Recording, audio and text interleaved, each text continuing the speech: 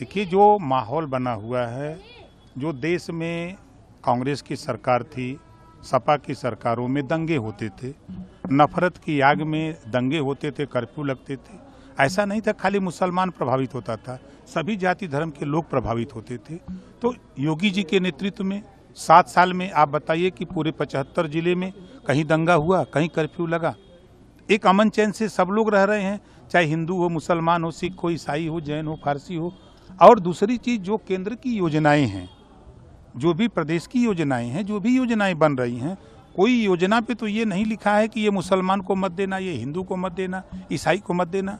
चाहे वो किसान सम्मान निधि की बात हो, चाहे गरीबों के इलाज के लिए आयुष्मान कार्ड जो 5 लाख का बना हो, वो सबको मिल रहा है। चाहे राशन बंट रहा है 80 करोड़ लोगों को, उसमें भी सभी जाति धर्म को मिल रहा है। उज्ज्वला योजना की बात अगर आप करें तो जो भी केंद्र की योजनाएं बन रही हैं, उन योजनाओं में 33% आरक्षण महिलाओं के लिए लागू हुआ।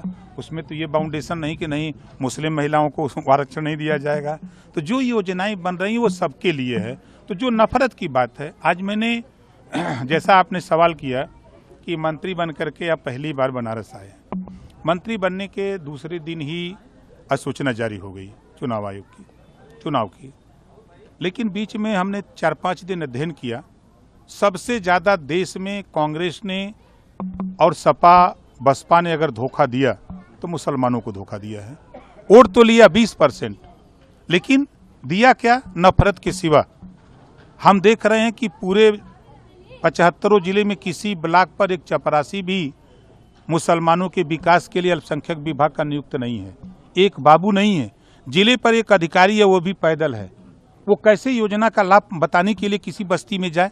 किसी मुस्लिम बस्ती में अगर उसको जाना है तो पैदल जाएगा, वो जाकर के फिर दरी बिछावे, चौकी लगावे, लोगों से कहे। ये ना तो कांग्रेस ने ध्यान दिया, ना सपा की सरकार थी, बसपा की सरकार थी, किसी ने ध्यान नहीं दिया। आज जब मैं उसको अध्ययन कर रहा हूँ तो मोदी जी, हम तारीफ की बात नहीं कर रहे हैं, मोदी जी ने एक ऐसी स्कीम ले आए कि जो मदरसे हैं उस मदरसों में सामान्य शिक्षा लागू हो। हाई कोर्ट ने फैसला दिया कि मदरसों के संबंध में मेरे पास विभाग है। मैंने कहा भाई आप जाओ, कोर्ट का दरवाजा खटखटाओ, हम आपके साथ हैं, हम पूरी मदद के लिए तैयार हैं। हम चाहते हैं कि जो सुविधा किसान को मिल रही है वही सुविधा बुनकर को मिले। जो योजनाएं किसान को छूट मिलती है वही छूट उसी तरह की बुनकरों को मिले।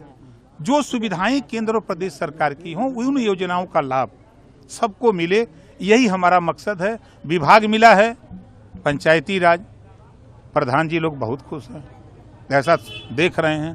और जिस दिन से अल्पसंख्यक विभाग हमको मिला है तो मुसलमान भाई भी खुश हैं कि एक मजबूत नेता के हाथ में कमान गई है, ये नेता कुछ करेगा।